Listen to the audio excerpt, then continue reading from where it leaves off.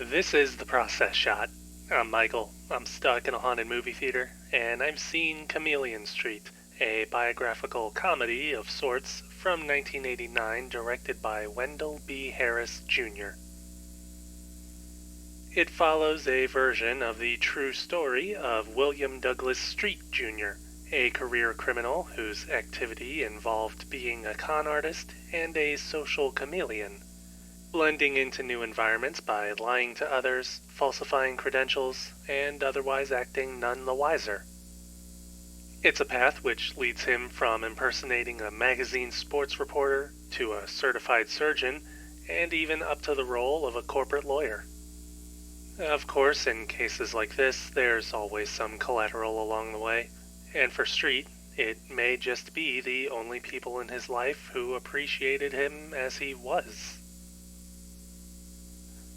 That might sound a bit pithy, but the focus of the film is primarily on Street and his attitude towards these events, which is delivered through a steady narration across the whole of the film.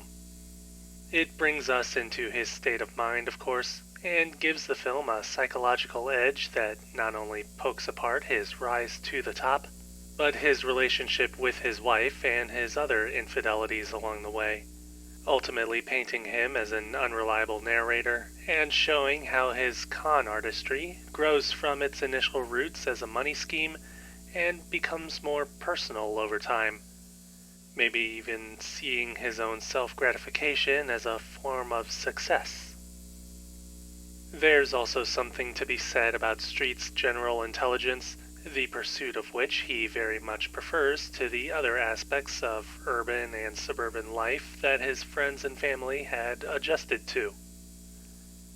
Not only does it create a satirical element where his wits are underestimated by those with prejudices, it also gives him an edge in certain situations, even when he's on a downward trend. For example, when he's doing a stint in the penitentiary, doing whatever he can to claw his way out and back up.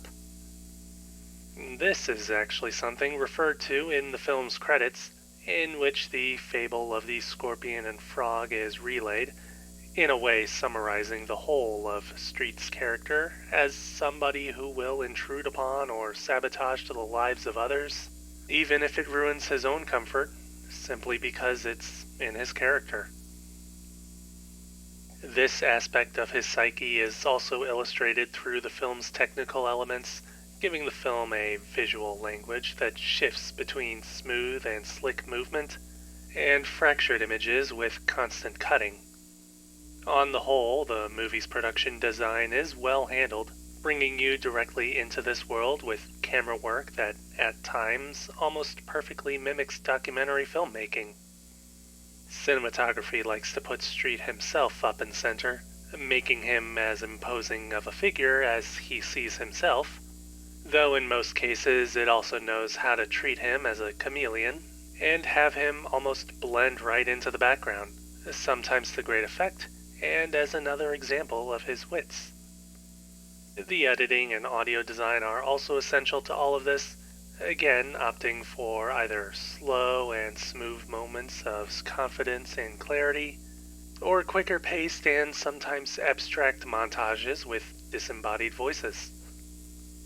They not only give the movie its psychological elements, but also a unique presentation that seems very prescient of a few 90s movies that I've seen around here. That is to say, if this movie were in fact a direct influence on how those later films would present themselves, I can totally see the connection. And it's a shame that this wasn't celebrated just as much as those later films have been. But hey, I got to see it now, rather than never.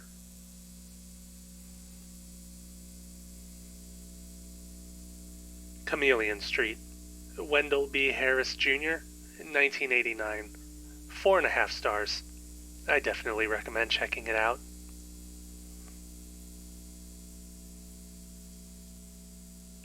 That's it for me. If you like this review, leave a like. If you have something to add, leave a comment. Subscribe to the channel for more reviews. It's been a while since I've seen a movie I liked so much that I didn't know what to say about it. That's probably more of an excuse for why I didn't say much about it, though.